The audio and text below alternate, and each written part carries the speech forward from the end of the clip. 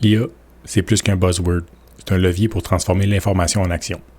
Je suis Jacques Charest sur ma chaîne.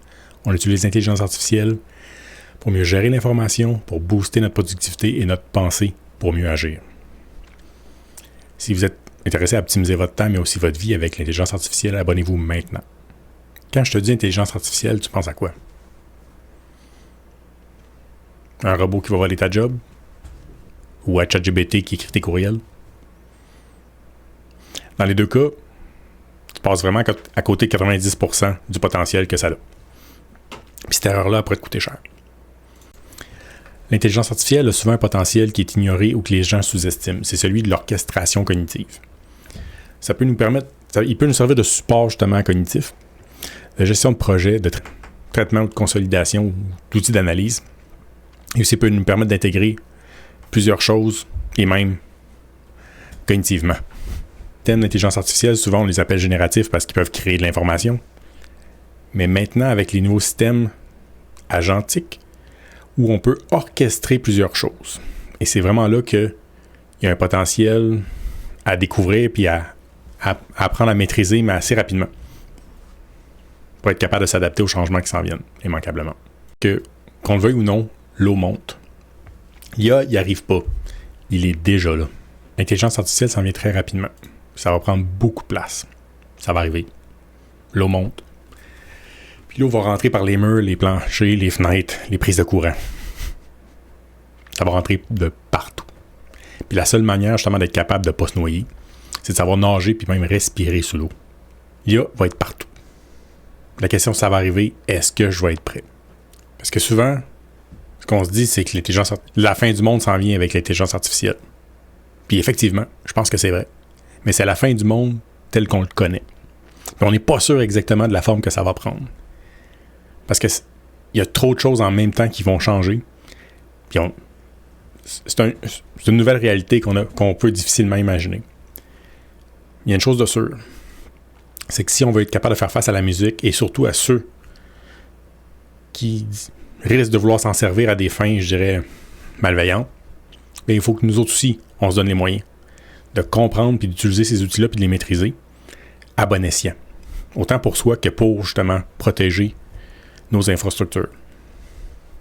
Puis c'est pas de se mettre la tête dans le sable qui va nous permettre de, justement, d'acquérir les skills, la compréhension, les aptitudes et les compétences pour se protéger, en fait, des risques, mais aussi d'aller chercher le maximum du potentiel que ça peut nous apporter comme outil. Parce que le potentiel, il existe. C'est pas juste du négatif. Mais il va falloir quand même qu'on se donne la peine de bien comprendre comment s'en servir, comment devenir compétent. Tout d'abord, ça prend la curiosité. La curiosité d'explorer, mais aussi de questionner. Puis c'est en l'intégrant dans nos workflows quotidiens, que ce soit autant personnel que professionnel, dans notre vie, en fait, qu'on va se l'approprier, puis qu'on va justement apprendre à le sentir quand ça fonctionne bien ou quand ça fonctionne moins bien. Puis qu'on va être capable d'aller plus loin avec ça. Puis c'est pas un sprint, là. C'est vraiment quelque chose qu'il faut une pratique quotidienne dans le temps. Puis il faut quand même prendre ça au sérieux parce que ça bouge tellement vite que ça finit par être un petit peu étourdissant. Ça, je le confesse. Ton premier pas cette semaine. OK? Arrête d'utiliser des modèles gratuits. Prends-en un avec lequel tu es déjà familier. Abonne-toi. Déjà là, il va y avoir une différence dans la qualité du modèle et des interactions que tu vas pouvoir avoir avec lui. Et trouve quelque chose dans ton quotidien ou dans tes loisirs dans lequel tu as un peu de misère, tu aimerais avoir de l'assistance. Et si tu n'es pas sûr, parle avec le modèle, explique-lui ce qui t'intéresse dans la vie, puis demande-lui comment il pourrait t'aider, t'assister. Ils sont assez avancés maintenant pour être capables sensiblement de te rapprocher, de comprendre c'est quoi leur capacité actuelle, puis de voir comment ils pourraient t'assister là-dedans. Puis tu te fais faire un assistant spécialisé pour t'assister dans ça. Moi, le premier GPT ou assistant que je me suis fait moi-même, je l'ai appelé My Brain Dump Assistant. Sa tâche, c'était juste de noter ce que je lui disais, puis de les rassembler quand j'avais terminé. Puis c'est un assistant que je me sers quotidiennement depuis 2 ans et demi, puis qui me sert soit pour mes notes journalières ou quand j'ai une idée que je veux un peu, justement, brain dump, que je veux, on va dire, anciennement, les gens, ils allaient tout écrire ce qu'ils pensaient, moi je le dicte, après je le regroupe, puis je peux le conserver ailleurs et travailler avec ultérieurement. Donc, que je te suggère de faire vraiment, c'est ça. Abonne-toi à un système que tu utilises déjà ou qui t'est familier un petit peu, puis essaie-le. L'IA, c'est un levier puissant.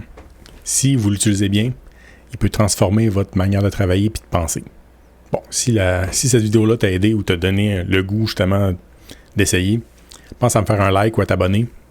Et surtout, dis-moi dans les commentaires comment tu as commencé à utiliser l'intelligence artificielle. C'était quoi ton premier assistant? La première chose que tu as faite? Oh, shit. OK? Dans la prochaine vidéo, je vais traiter de ça. C'est quoi les premières choses qu'il faut qu'on mette en place pour vraiment avancer avec l'intelligence artificielle? On va aller un petit peu plus loin, mais dans la même direction.